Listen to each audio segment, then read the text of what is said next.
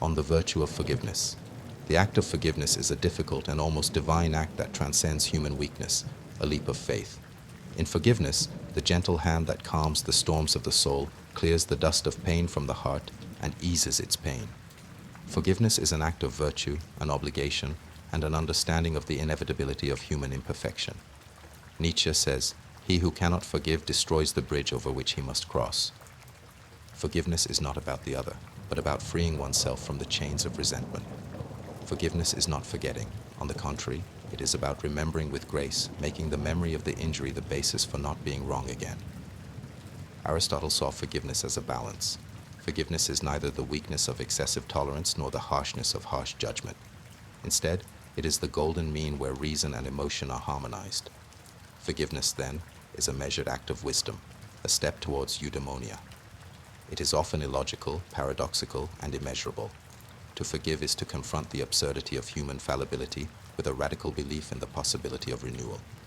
It is the virtue of saying to the forgiven, in the words of Kierkegaard, "I choose to see you not as you are at your worst, but as you can be at your best." The roots of a tree struck by lightning dig deeper to feed. Over time, new shoots sprout, and the scars become evidence of resilience. Forgiveness is like that tree. It does not deny the wound, but allows life to sprout again. The human heart bears its own wounds. To forgive allows those wounds to be seeds of strength, not scars of weakness. It is to nurture the roots of understanding and compassion so deeply that even the fiercest storm cannot uproot them. But forgiveness is not easy. It requires the silencing of pride and the calming of the desire for revenge. This must be why Marcus Aurelius pointed out the virtue in forgiveness by saying, "The best revenge is to be different from the one who inflicted the wound." Therefore, forgiveness is not the abandonment of justice, but the suppression of the feeling of revenge. This is a courageous choice to reject the cycle of pain that has continued for generations to rise. So, can everything be forgiven? Hannah Arendt, thinking about the atrocities of the 20th century, posed a burning question to the limits of forgiveness and questioned the extent of forgiveness. Arendt's question, "Can we forgive the unforgivable?" indicated that the greatness of a person can be as much as the crime of the one they forgive. Forgiveness is the refusal to allow evil to have the last word. It does not turn a blind eye or excuse it, but one forgives in order to reduce its effect on the future. Forgiveness is the person freeing themselves from the prison of anger. Rumi compares forgiveness to setting a prisoner free, but in this forgiveness, the prisoner is the person themselves. Anger, though inherently righteous, becomes destructive if left unchecked. It eats away at the soul, making it smaller, darker. Forgiveness is the unburdening of the soul, the release of a weight that was never meant to be carried forever.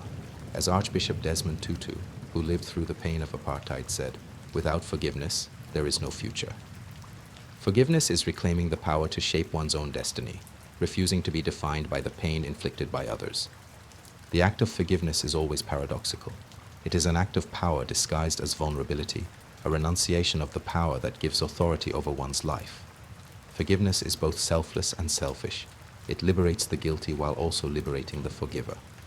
This paradox reflects the duality of human nature. As Camus observed, man is the only being who refuses to be what he is. In forgiving, humanity transcends the instincts of survival and retaliation and reaches out towards something higher, grace. When a person forgives, their heart becomes vast and ceases to be a petty carrier of grudges and grievances. As Khalil Gibran said, "The truly generous give without remembering and forgive without forgetting."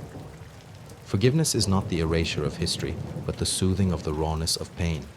It is like untying a knot in one's soul. It brings a lightness first, and then the price of that lightness is felt in the deep recesses of the soul.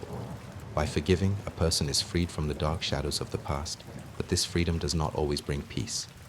As Marcus Aurelius said, "The greatest victory of the strong over the weak is to be able to forgive them." This victory is not a victory over the one they forgive, but a victory over the anger inside them. Forgiveness offers a person the opportunity to be free from their burdens, but it leaves deep scars in the soul of the forgiver. When a person forgives someone, they do not free them, but rather themselves. However, this freedom continues to echo in the mind in times of loneliness. That silence is, on the one hand, the echo of an inner victory, and on the other hand, a reminder of the wounds of forgiveness that will never heal.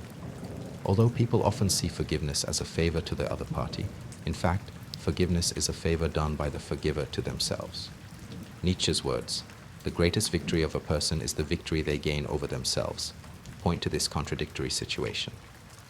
Behind forgiveness, there is a disappointed sense of trust.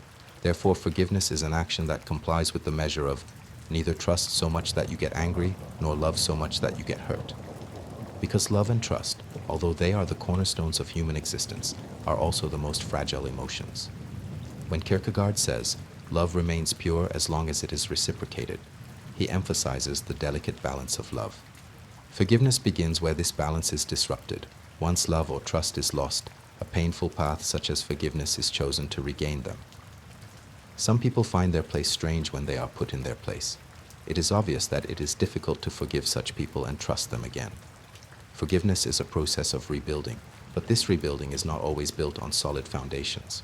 Even a heart full of love becomes tired in the face of repeated disappointments. Perhaps that is why separation is often a situation where both parties are right. Love is a common agreement between two parties. When this agreement is broken, forgiveness becomes a necessity. Forgiveness is a journey, but this journey is not towards others, but a long journey within oneself. Forgiveness is not an empathy. Sometimes it is just a person's effort to find their own peace. Sometimes a person prefers to remain peaceful rather than being right.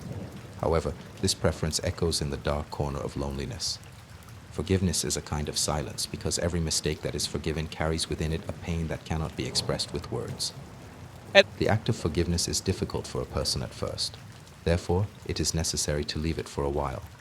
Time is the most patient teacher of forgetting. As Proust said, time puts everything in its place, but nothing stays in its place as it was before. Forgiving also matures a person over time, but this maturation can never completely erase the traces of the past. By forgiving, a person sometimes tries to get rid of the weight of his own memory, and sometimes tries to make this memory more portable. A person who forgives gets rid of the shadow of others and walks in his own light. Forgiveness is not an action, but a way of being. By forgiving, a person accepts not only a mistake, but also the weight of the past and the uncertainty of the future. Every forgiveness comes with a loss, because forgiveness requires leaving some things behind. Nietzsche's words, "The true freedom of man begins where he can surpass himself," are an expression of the inner transformation that forgiveness brings to a person. This is an attitude specific only to the Superman.